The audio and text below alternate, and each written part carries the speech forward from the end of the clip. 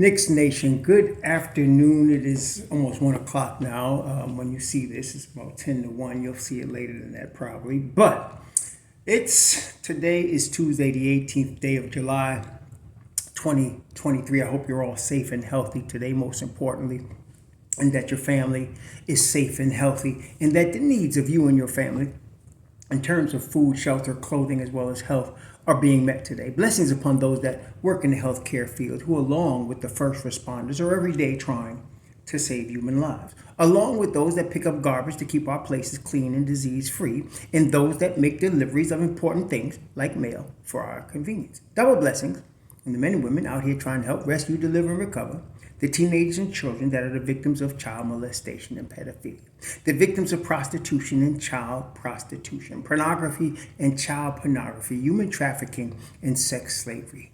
Double curses on the perpetrators, the profiteers, and the perverts who create this industry. Finally, double blessings on the homeless. Nearly 600,000 men, women, and mostly children homeless today, and millions around the world in similar or worse conditions. Blessings upon them, for theirs is the kingdom. Okay, couple things. Let's get the minor thing out the way first. Evan Fournier, dude whining, and of course, the Tibbs haters use this as an excuse to fire Tibbs. What? Because he didn't play a guy that can't play defense? No, that was the Don's fault because he shouldn't have signed Frenchie, which he did. Frenchie, but this is the deal. Look, listen. Okay. Let's say you love basketball, right? Most of us do. We're Knicks Nation, right? And you got $54 million. $54 million over a 3-year period, which after, let's say, 50% haircut, you still got $27 million. Okay? That's not including all the money you might have made before. And you just sat on the bench for that. Would you do that? Would you take, after tax $27 million, just sit on the bench? That's Evan Fournier. Okay? He's got $19 million guaranteed left on this deal. And he's whining about his playing time. Quentin Grimes is a better basketball player. That's why he played in front of Fournier. I've been telling y'all for about a year now. But he should just keep his mouth shut, take his $19 million, and quietly work behind the scenes. See, by him running his mouth like this, he's hurting the Knicks' chances of getting the best deal for him. The Don not going to just buy you out and cut you loose, son. He's going to get something for you, or you're going to just rot on the bench. The best thing for Frenchie to do, is just keep his mouth shut and take his $19 million until they quietly moved his behind. Enough of that. Interesting what Daryl Morey said. Daryl Morey, or Morey, whatever his name is, for the Sixers. This is the quote I've seen here. James is talking about Harden. James is a very good player, and right now, unfortunately, he would prefer to play somewhere else. If we don't get either a very good player or something we can turn like a prospect into a very good player, we are not going to do it. That is, trade James Harden. So when you have this, you have your president of basketball operations in the media saying this stuff. I mean, compare it to the Knicks for a second. You got Fournier running his mouth, but for the most part, everything is done quietly and behind the scenes. They moved Obi Toppin behind the scenes, quietly. Yeah, there was a little ripple, but no big deal. This here, your superstar, this is a big deal. So they're in a bit of a mess. And you have, now people discussing the Knicks, of course. Anytime somebody's available, the Knicks name always come up, whether it's just for clickbait, or for real, okay? And, most of the time, honestly, just be honest about it, about 85%, 90% of the time is BS, right? But there might be a little something more to this, and I'll tell you why. Because of what Embiid said. The Embiid to the Knicks, he said, I want to win a championship, whether it's here or somewhere else. Now that is telling also. the two of these things together, these two things combined are conspiring to make an Embiid to the Knicks more real than the 10% I just mentioned. I mean, it becomes more like a 40% chance, in my view, that this might happen because of that. Now, let's talk about the possibility of Embiid to the Knicks. The Embiid to the Knicks possibility. That's what we're dealing with. It's not a certainty, but let's talk about the possibility. Okay? Because let's head off at the pass all the BS that's out here already, and it's going to come out. That's why I'm doing this video today. I'm trying to head the BS off at the pass. First off, Embiid's under contract. So he can say anything he wants, but he just signed a contract that's going to pay him in excess of $200 million. His next few years go like this. This is his pay for the next few years. So Embiid starts off this year with $48 million. Then he goes to 51.4, 55. Then he's got a player option at age 32 in year 26, 27 for $59 million. Okay? So you got him now at age 29, and he's got basically, 4 more years left on this deal, $213 million. So he's under contract. Philadelphia owns him. Not to use slave terms, but they do. They own him. All right? And he can't do nothing about that. Now, he could create all kind of noise about it. And, of course, they don't want that. And that would force them to try to move him. Now, if the Philadelphia 76ers were going to move him to the Knicks. Now, this is the important part. I want to head the BS off at the pass. I want to make sure we understand what we're dealing with. You're already getting it today on the 18th day of July, and it's not even real yet. You're going to have people howling for the Knicks to give away half their team to get Embiid. And I'm going to tell you today, they're not going to do that. Okay? Let's start off with that. They're not going to just throw every player Philly wants in a deal. Philly, pick your player and come. There's going to be some people that's going to say do that. That would be stupid. They're not going to do it. Okay? The Don's going to have a price. And he will not go above that price. I know some of y'all ever been shopping with people that are real stubborn about price on something, right? And it could drive you crazy. It's like, oh, that's a little too expensive. And they're always bought. My wife was like that. And, it saves us a lot of money. Gotta admit. Because it's like, listen, we go to a gas station. Let's drive 15 miles because the gas is 5 cents cheaper on the other side of the town. And I'd be like, no, I'm not doing that. I'm going to pay the extra 5 cents and do it now.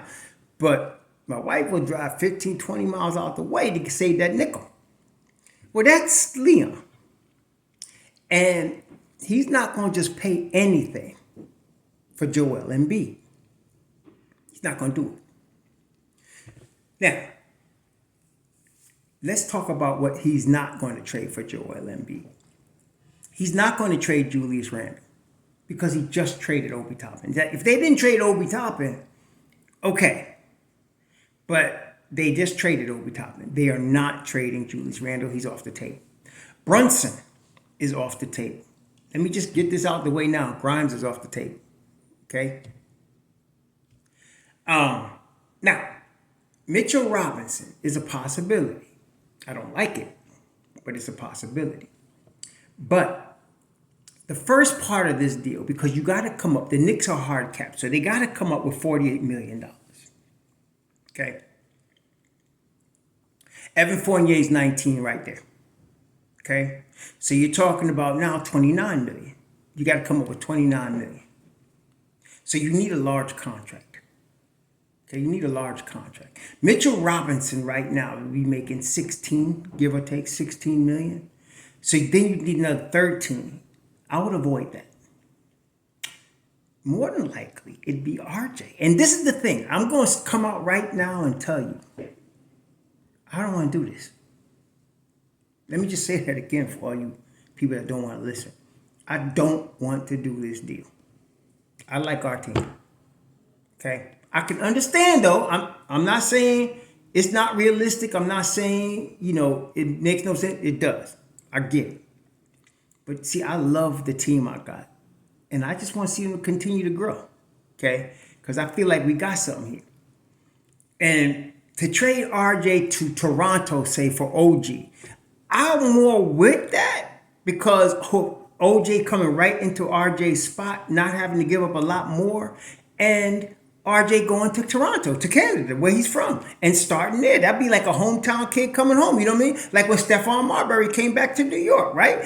Or when Bernard King, they got him from Golden State and brought him to New York. That's that type of situation.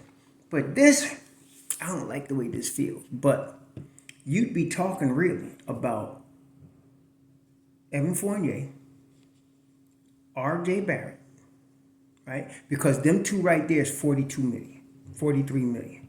Then you add in Hartenstein. And there you go, 51 million, that gets done. You're going to have some draft capital. I'm not sure what the Knicks would give up for that. I don't even want to guess. Because that's what people start arguing about draft capital. That's between the Don and them. But as far as the players, those are the three players that be going. You bring Mitch Rob to the second unit. You'd start Emmanuel quickly at the 2 and bring Grimes to the 3. No. You're talking about dynamic team right there. And now you're talking about Mitchell Robinson with Josh Hart, Dante DiVincenzo, right?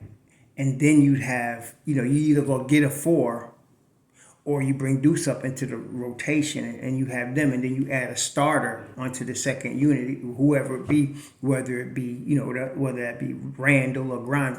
Tibbs likes to do that, or IQ, but it'd probably be Randall or Grimes. You add them into the second unit also, and now you got something. That's a real team right there, That's the price I would give. I don't know how, like I said, draft capital, I don't know how many number ones it would take. The Knicks got them. I'm not just throwing away number ones now, but that's something that you have to deal with. The Don will be saying, this is what we're going to give you as far as draft capital.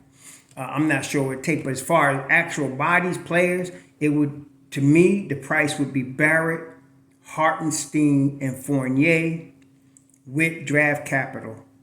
And I'm leave it like that. I'm not even messing with it outside of that because that works. The money works.